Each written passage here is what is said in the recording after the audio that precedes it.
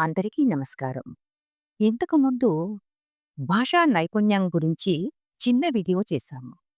దానికి కొనసాగింపుగా ఈ వీడియో భాషను ఉచ్చరించేటప్పుడు ఏ విధమైన జాగ్రత్తలు తీసుకోవాలి?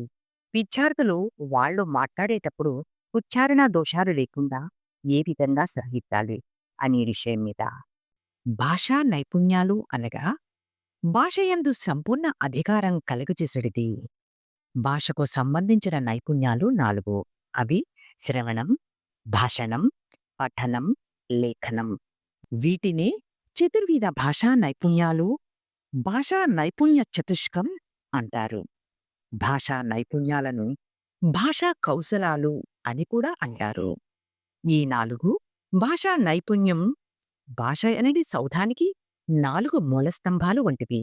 వీటిలో ఏ ఒక్కటిని సరిగ్గా సాధించకపోయినా భాషా సౌధానికి నష్టం వాటిల్లుతుంది. శ్రవణేంద్రియాల ద్వారా జరుగు భాషాక్రియను శ్రవణం అంటారు. దీనిని వినుట, వినడం అని కూడా అంటారు.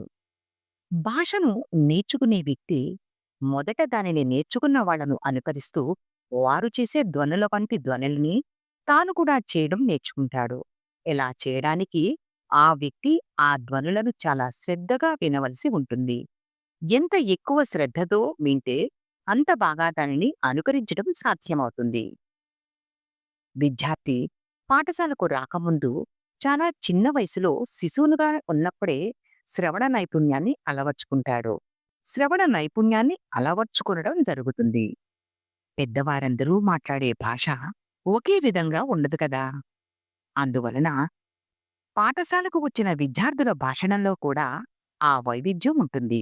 కాబట్టి భాషా బోధనా సమయంలో ఉపాధ్యాయుడు ప్రథమంగా చేయవలసిన పని భాష యందు స్పష్టమైన ఉచ్చారణకు విద్యార్థుల్లో చక్కని నైపుణ్యాన్ని పెంపొందించాలి. చాలామంది వ్యక్తులు వారు మాట్లాడుతున్నప్పుడు ఉచ్చారణ దోషాలు అధికంగా కనిపిస్తూ ఉంటాయి.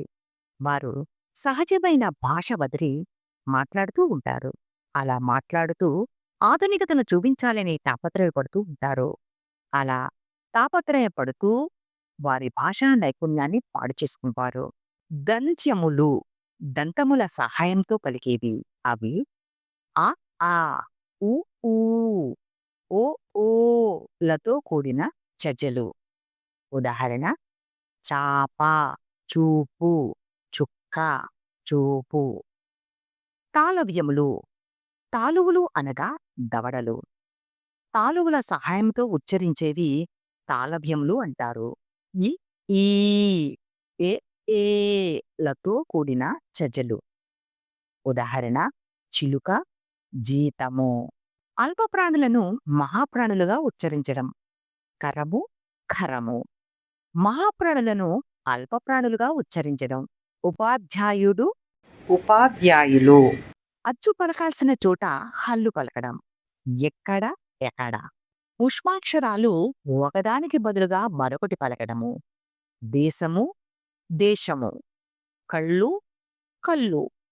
శేష, సాహ వీటిని ఉష్మాలు అంటారు. ఈ ఉష్మాలు పలికే చోటు చాలా మంది ఏం చేస్తారంటే పరిశుభ్రము అని పలకాల్సిన చోట పరిశుభ్రము అంటారు. ఇటువంటి అక్షర దోషాలు మాట్లాడుతున్నప్పుడు బయటపడుతూ ఉంటాయి. కనుక మన భాషలో ఉచ్చారణ దోషాలు లేకుండా మాట్లాడడమే భాష యొక్క గొప్పదనం. భాషా ఉచ్చారణలో కఠినంగా పలికే పదాలను పరుషాలు. అవి కచట తప. వర్గము యొక్క ప్రథమాక్షరం.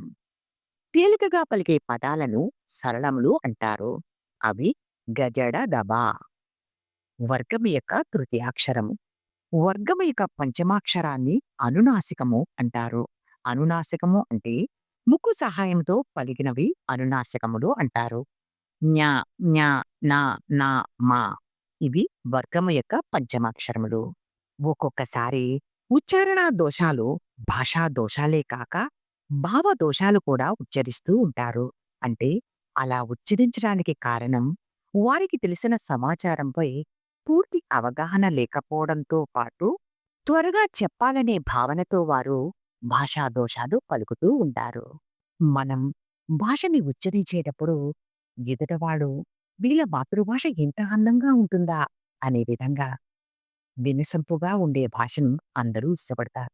కనుక మన భాషలో ఎక్కువ ఆధునికతను కనిపించకుండా మన మాతృభాష ఎలా మాట్లాడతామో అలాగే మాట్లాడాలి.